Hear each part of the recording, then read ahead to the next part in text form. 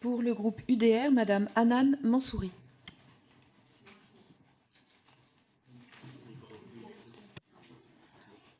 Merci Madame la Présidente, Madame la Ministre, Monsieur le rapporteur. Fin juillet 2022, lors de la suppression de la redevance télé, les Français se sont crus enfin débarrassés du fardeau de l'audiovisuel public qui pompe dans leur portefeuille, en grande partie pour diffuser des idéologies minoritaires. Certains diront que l'audiovisuel public est essentiel au bon maintien de notre démocratie, mais la vérité est tout autre. La pluralité d'opinions et les informations transmises sur les séquences nationales ne sont plus garanties. De France Inter à France TV, partout le même son de cloche, partout les mêmes idées répandues. Pour vous donner un exemple simple, d'octobre à décembre 2023, 50% d'intervenants de gauche pour 10 intervenants de droite. Au-delà du manque de pluralisme flagrant des chaînes du service public, leur traitement de l'actualité, souvent grossier, parfois même mensonger, nous laisse perplexes sur ce qui nous semble être une utilisation dévoyée de l'argent public.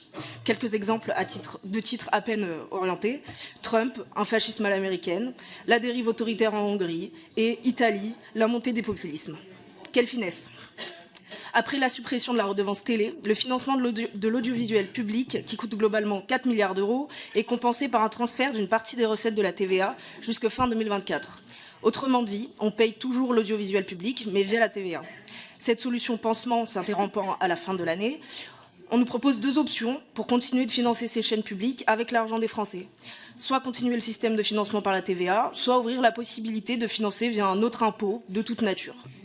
En résumé, au moment où la France gagne la Coupe du Monde des impôts, on demande aux Français de continuer de payer de leur poche des médias publics qui soit les ignorent, je parle de la majorité silencieuse qui s'oppose au délire wokiste, soit les insultent, je parle ici de la majorité des Français de droite. Sans surprise, mon groupe UDR votera contre ce texte car nous sommes favorables à la privatisation. Mais pas de panique, il existe une autre solution pour financer au moins en partie ce service public, les ressources publicitaires. Donc les ressources publicitaires auxquelles les chaînes publiques d'ailleurs ne subissent pas de plafonnement contrairement aux chaînes privées. Vulgairement, plus l'audience est grande sur une chaîne, plus elle bénéficie de l'argent de publicité. Mais pour faire de l'audience, encore faudrait-il que les chaînes de services publics proposent un contenu qui intéresse vraiment les Français. Je vous remercie. Bien, j'ai